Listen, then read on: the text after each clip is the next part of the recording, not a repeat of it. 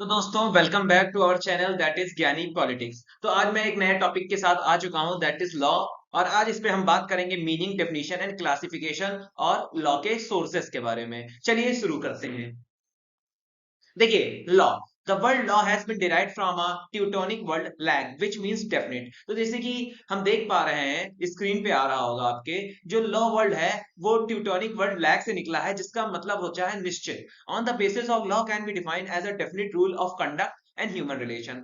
एक definite rule बना दिए जाते हैं किसी भी प्रोसीडिंग को कंडक्ट करने के लिए, उसी को लॉ कहते हैं। It also means a uniform rule for conduct which is applicable equally to all the people of the state. किसी भी राज्य के पीपल के लिए ये इक्वली अप्लाई होता है।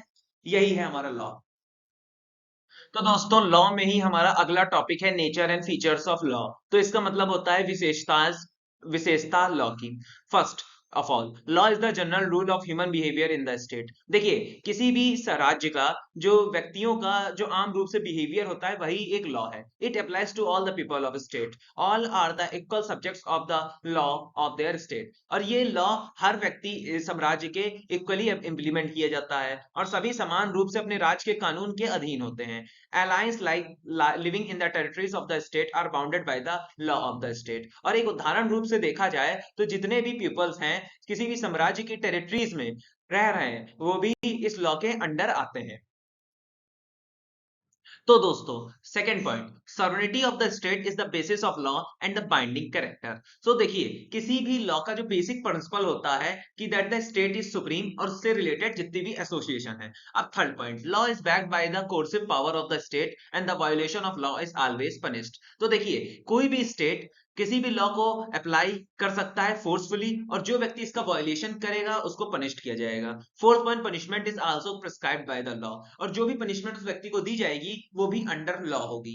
Fifth, the court settles the disputes among the people on the basis of law. अब देखिए, किसी भी स्टेट में अनेक प्रकार के कोर्ट्स होते हैं। हमारे यहाँ है supreme court, high court and civil courts. तो ये सब कोर्ट का बेसिकली फंक्शन होता है टू सेटल द डिस्प्यूट्स, आम व्यक्तियों के डिस्प्यूट्स को सेटल करना with in the limitations of law.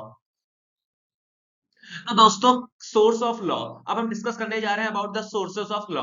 अब first of all, custom. Custom का मतलब होता है tradition, practice. Custom has been the oldest source of law. अगर देखा जाए तो जो हमारा कस्टम है वो सबसे पुराना सोर्स है लॉ का। In ancient times social relation give rise to the several uses of tradition and custom. पुराने समय में जो हमारे सामाजिक संबंध होते थे जिसकी वजह से बहुत प्रकार के कस्टम्स, प्रैक्टिस और ट्रेडिशन बढ़े।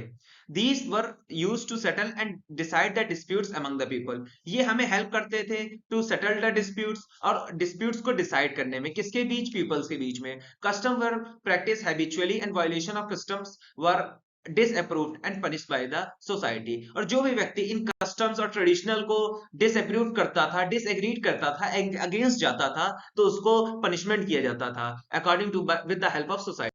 तो दोस्तों, सोर्सेस ऑफ लॉ में हमारा अगला पॉइंट है लेजिस्लेशन। लेजिस्लेशन मतलब होता है लॉ मेकिंग पावर। अब since 13th century legislation has emerge as a chief source of law. 13th century और उसके बाद से जो हमारा लॉ मेकिंग पावर थी वो बेसिक और द फंडामेंटल सोर्स थी लॉ की। Traditionally the state depended upon the customs and the decrees और the orders of the king for regulating the behaviour of the people. और इससे पहले 13th सेंचुरी से पहले जो साम्राज्य था वो लोगों को डिसिप्लिन मेंटेन करने के लिए डिपेंड करता था कस्टम्स पे, ट्रेडिशंस पे, वे पे, और orders and the commands made by the king. अब थर्ड पॉइंट है हमारा सोर्स ऑफ लॉ में judicial decision. The courts settle the disputes of the people in case that came before them. अब देखिए, कोर्ट जो था act as a judicial body. उस time पे कोर्ट जुडिशियल बॉडी के रूप में वर्क करता था और वो सेटल करता था डिस्प्यूट जो उनके फ्रंट में आते थे, उनके सामने जो केसेस आते थे। The decision of the courts are judicial decision and binding on the parties to the case. अब देखिए, जो भी डिसीजन कोर्ट लेता था वो जो कोर्ट आए हैं उन पार्टीज को फॉलो करना पड़ता था, and they can also accepted as the law of future case. और जो भी डिसीजन लिया जाता था वो उससे रिलेटेड केसेस में आगे भी अप्लाई किया जाता था। But not all the judicial decisions are law. और सारे जुडिशियल डिसीजन लॉ के नहीं अटेंड करते थे। तो दोस्तों, अब हम डिस्कस करने जा रहे हैं about the classification of law. देखिए, अगर देखी जाए ब्रॉडली क्लासिफिकेशन ऑफ लॉ दो प्रकार से किया जाता है, national law and international law.